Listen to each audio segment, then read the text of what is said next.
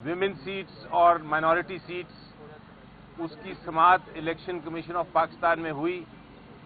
بحث ختم ہو گئی ہے دونوں سائڈ سے. آئین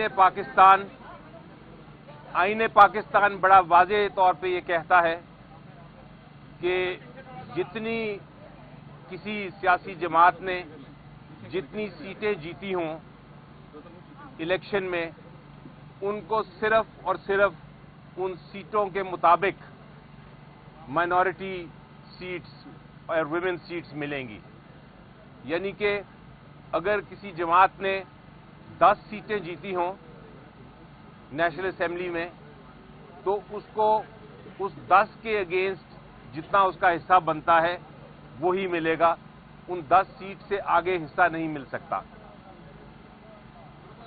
آج عجیب و غریب بات دیکھی، بہت ہی عجیب و غریب بات دیکھی، جس پہ مجھے بہت افسوس بھی ہوا. افسوس اس لیے ہوا کہ ہماری جو سیاسی جماعتیں ہیں وہ جمہوریت کی تو بات ضرور کرتی ہیں، لیکن جب موقع ملے تو کسی اور کے حصے پہ غبن کرنے کی کوشش کرتی ہیں. یعنی کہ آج پی ایم ایل این کی طرف سے بھی اور پیپلز پارٹی کی طرف سے بھی اور ایم کیو ایم کی طرف سے بھی اور کچھ اور دیگر جماعتوں کی طرف سے بھی درخواست یہ آئی کہ جناب ہم نے تو اپنا حصہ، اپنی جتنی ہماری سیٹیں تھیں اس کے مطابق اپنا حصہ لے لیا ہے مائنورٹی سیٹس کا اور ویمن سیٹس کا، لیکن اب یہ جو حصہ پی ٹی آئی کے کینڈیڈیٹس کو جانا ہے آئین کے مطابق، وہ حصہ بھی ہم میں ہی تقسیم کر دیں.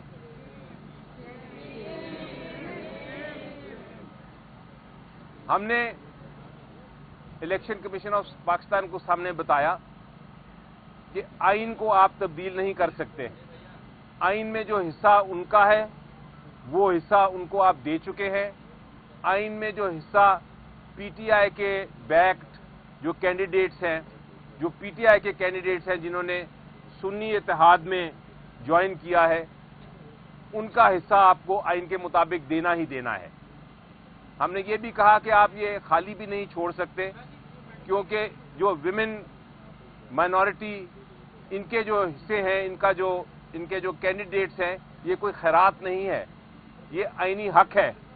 یہ ویمن کا بھی ریپرزنٹیشن کا آئینی حق ہے اور مائنورٹیز کا بھی، کہ وہ اپنا جب ووٹنگ آئے پریزیڈنٹ کے لیے الیکشن کے لیے، سینٹ کے الیکشن کے لیے، پرائم منسٹر کے الیکشن کے لیے، چیف منسٹرز کے الیکشن کے لیے، اسپیکرز یا ڈپٹی اسپیکر کے الیکشن کے لیے، تو وہ اپنا ووٹ کا حق استعمال کر سکے.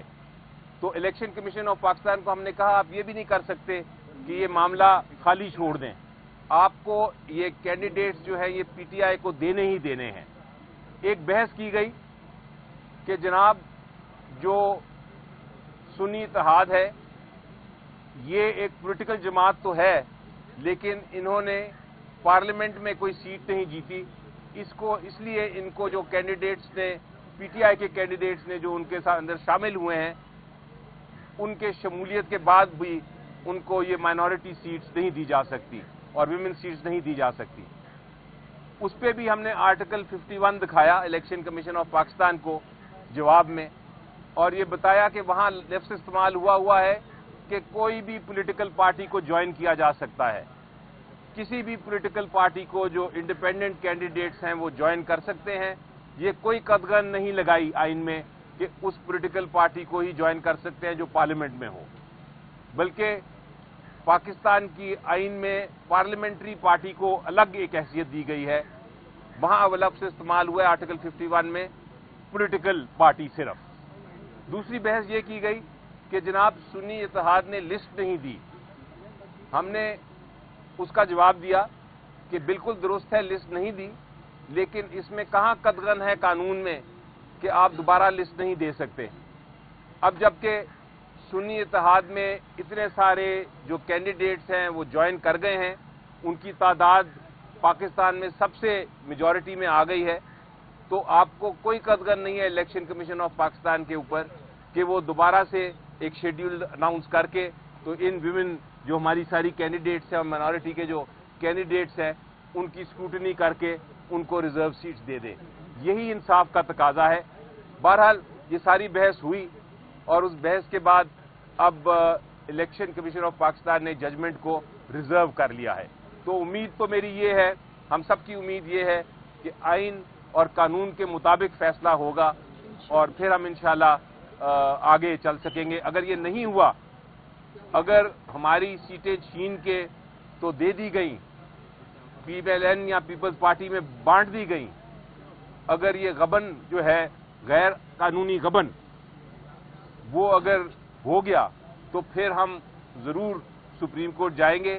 لیکن یہ ایک اتنی بڑی آئین شکنی ہوگی کہ اس کے بعد پریزیڈنٹ کا بھی الیکشن, سینٹ کے بھی الیکشن, پرائم منسٹر کا بھی الیکشن اور اسپیکر اور ڈپٹی اسپیکر کا بھی الیکشن جو ہے وہ سارا کنٹروورشل ہو جائے گا, وہ سارا متنازع ہو جائے گا اور وہ اس کی کوئی لیجیٹیمیسی نہیں رہے گی. میں اس پہ ایک عرض کرتا ہوں, آئین اور قانون کے مطابق پاکستان تحریک انصاف کے سپورٹڈ کینڈیڈیٹ جسے آخری دن بھلا لیا گیا تھا اور جنہوں نے پاکستان تحریک انصاف کے سپورٹ کے ساتھ الیکشن جیتا ہے, باقیوں کو تو ہروایا ہے, لیکن جو لوگ جیت چکے تھے ان میں سے 293 ممبران صاحبان نے قانون اور آئین کے مطابق سنی اتحاد کونسل کو جوائن کیا تھا. اس میں 86 نیشنل اسمبلی میں, 107 پنجاب میں, 91 KPK میں اور 9 MPA سندھ اسمبلی میں شامل تھے. اس 293 MPA اور MNAs کے حساب سے الیکشن کمیشن نے اس وقت ہمارے 78 سیٹس ریزرو کو ان کے مطابق پریزرو رکھا ہے اور اس فیصلے کے مطابق ان کی آگے ایلوکیشن ہوگی. ہم سمجھتے ہیں کہ پولیٹیکل سسٹم میں اور ریزرو سیٹ میرٹ بیسڈ ہوتی ہے. یہ اگر ان لوگوں کے پاس جائے گی تو یہ ان لوگوں میں خیرات سمجھ کر کے بانٹیں گے جن عورتوں کو ان پولیٹیکل پارٹیز نے اپنے پرائرٹی لسٹ میں بھی کبھی انکلوڈ نہیں کیا تھا. یہ کس پرائرٹی لسٹ کی بات کر رہے ہیں؟ ان کی جتنی پرائرٹی لسٹ اٹھا لے, یہ خیرات میں یہ مانتے ہوئے ان لوگوں کے دیں جن لوگوں کو, جن عورتوں کو انہوں نے اس کا ورت نہیں سمجھا کہ ان کو پرائرٹی لسٹ میں دے. یہ پاکستان تحریک انصاف کے سپورٹڈ کینڈیڈیٹس ہیں جو اس وقت سنی اتحاد کونسل میں شامل ہے. سنی اتحاد کونسل کو یہ سیٹیں ملے گی تو انشاءاللہ تعالی خان صاحب کے ویژن کے مطابق یہ ان کمیٹڈ ورکروں کو ملے گی, کمیٹڈ ورکروں کو جن کو آپ کہہ سکتے ہیں جن کا ہم ہمیشہ سے چناؤ ایک بااعتماد طریقے سے میرٹ بیس پہ کریں گے.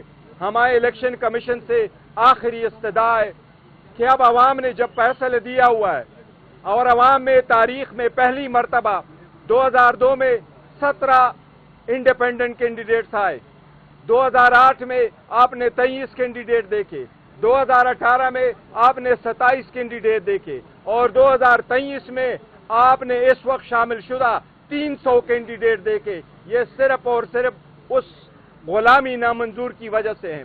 الیکشن کمیشن کو اگر عوامی نمائندوں کا احساس کرنا ہے, اس پولیٹیکل سسٹم کو آگے چلانا ہے, تو الیکشن کمیشن کے سامنے آج علی ظفر نے بہترین آرگومنٹس کیے ہیں کہ یہ اختیار آپ کے پاس ہے, آپ ان کو ایسے ایلوکیٹ کرے جس سے قانون کا تقاضا پورا ہو.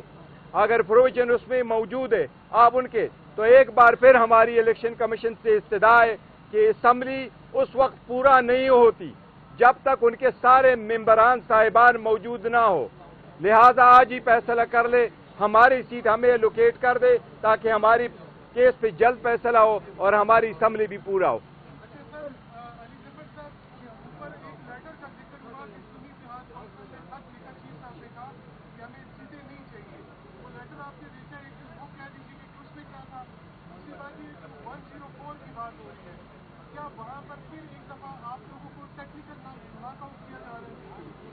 جی دیکھیں, جہاں تک وہ لیٹر کا تعلق ہے, وہ جو خط ہے وہ دکھایا تو نہیں, میں نے مانگا تھا الیکشن کمیشن سے, لیکن جو اب اطلاع ملی ہے وہ خط اصل میں 206 सेक्शन के तहत था।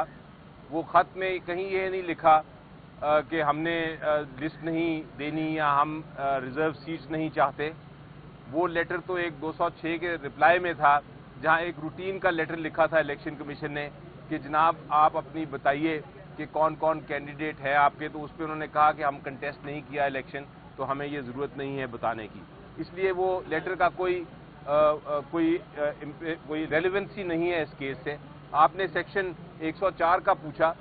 سیکشن 104 میں یہ لکھا ہے کہ ایک پولیٹیکل پارٹی کو لسٹ دینی ہے اپنی جو ویمن سیٹس اور مائنورٹی سیٹس ہے، اور اس سیٹس کے مطابق پھر ان کا فیصلہ ہوگا کہ ان کو کتنی سیٹیں ملنی ہیں.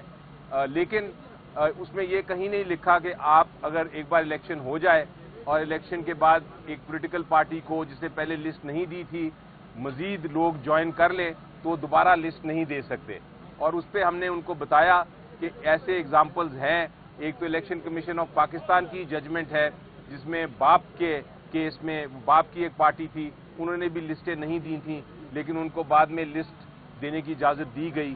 اسی طرح ان کو دکھایا کہ ایک ڈویژن بینچ 2 ججز کا فیصلہ ہے لاہور ہائی کورٹ کا، جس میں انہوں نے کہا ہے کہ یہ اگر ڈیلے بھی ہو جائے فائل کرنا لسٹ تو اسے کوئی فرق نہیں پڑتا، کیونکہ آپ دوبارہ بھی فائل کر سکتے ہیں، کسی کو نقصان نہیں ہوتا، کیونکہ آپ کی سیٹیں جو ہیں وہ ٹرانسفریبل نہیں ہیں، وہ ٹرانسفر نہیں ہو سکتی، وہ آپ ہی کو ملیں گی.